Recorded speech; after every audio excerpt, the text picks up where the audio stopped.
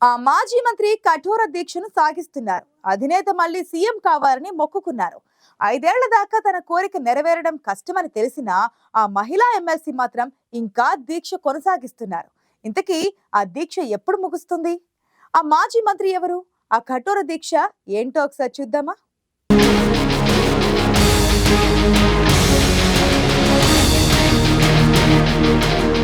మళ్లీ ఎన్నికలొస్తే గాని కోరిక నెరవేరుతుందో లేదో తెలియదు. కానీ ఆమె దీక్ష మాత్రం ఇంకా కొనసాగుతూనే ఉంది. తెలంగాణలో బీఆర్ఎస్ ప్రభుత్వం అధికారం కోల్పోయి కాంగ్రెస్ ప్రభుత్వం ఏర్పడింది. దీంతో సీఎం సహా మంత్రులంతా మాజీలయ్యారు.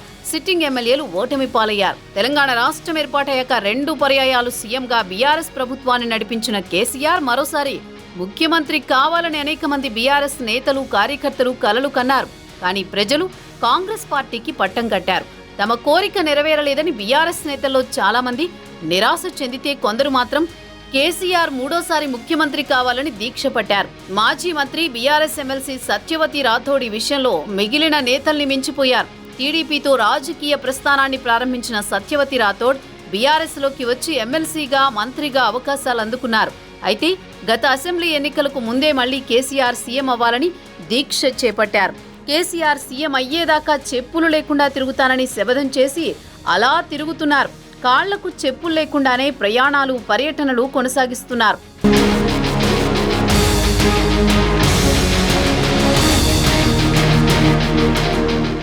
సత్యవతి రాథోడ్ దీక్ష ఎన్నికలకు ముందు ఉమ్మడి వరంగల్ జిల్లా వ్యాప్తంగా పెద్ద చర్చనీయాంశమైంది. అయితే ఎన్నికలు అయిపోయాయి, ఫలితాలు తారుమారయ్యాయి. బీఆర్ఎస్ ప్రభుత్వం దిగిపోయి కాంగ్రెస్ ప్రభుత్వం కొలువుదీరింది. పాత మంత్రులంతా మాజీలయ్యారు. కీలక నేతలు కూడా ఓటమి పాలయ్యారు. ఉమ్మడి వరంగల్ జిల్లాకు చెందిన మాజీ మంత్రి సత్యవతి రాథోడ్ మాత్రం బీఆర్ఎస్ ఎమ్మెల్సీగా కొనసాగుతున్నారు. పార్టీ ఓటమితో ఆమె దీక్ష విరమిస్తారనుకున్నా అలాగే కొనసాగిస్తున్నారు. డోర్నకల్ అసెంబ్లీ నియోజకవర్గం నుంచి 2009లో టీడీపీ ఎమ్మెల్యేగా గెలిచారు సత్యవతి రాథోడ్. ప్రత్యేక రాష్ట్రం ఏర్పాటయ్యాక బీఆర్ఎస్లో చేరి గవర్నర్ కోటాలో ఎమ్మెల్సీ అయ్యారు.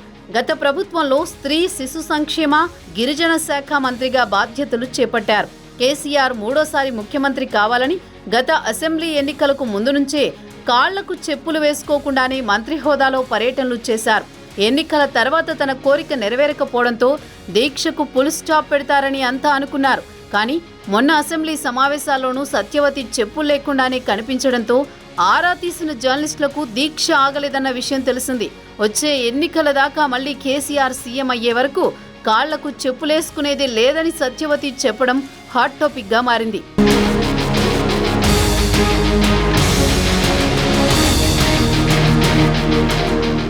రాజకీయాల్లో సవాళ్లు, ప్రతి సవాళ్లు మామూలే. అధికారంలో ఉన్నా, ప్రతిపక్షంలో ఉన్నా ప్రమాణాలు, శబదాలు శరామామూలే. గతంలో తెలంగాణ ప్రత్యేక రాష్ట్రం ఆవిర్భావం కోసం కూడా అనేక మంది అనేక రకాలుగా దీక్షలు చేశారు.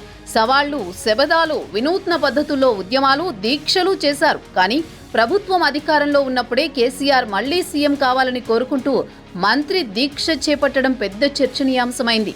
అయితే కోరిక నెరవేరకపోయినా దీక్ష కొనసాగించడం, మొక్కు నెరవేరేదాకా కొనసాగిస్తానని చెప్పడం అందరినీ ఆశ్చర్యపరుస్తోంది. రాజకీయాల్లో శాశ్వత శత్రువులు, శాశ్వత మిత్రులు ఉండరని విన్నాం. కానీ తనలాంటి శాశ్వత భక్తులు ఉంటారని మాజీ మంత్రి నిరూపించే ప్రయత్నం చేయడం మాత్రం అందరినీ ఆశ్చర్యానికి గురి చేస్తోంది. అసెంబ్లీ సెషన్స్ కు సత్యవతి రాథోడ్ చెప్పులు లేకుండా రావడంతో మరోసారి కేసీఆర్ సీఎం అనే అంశం తెర మీదకు వచ్చింది.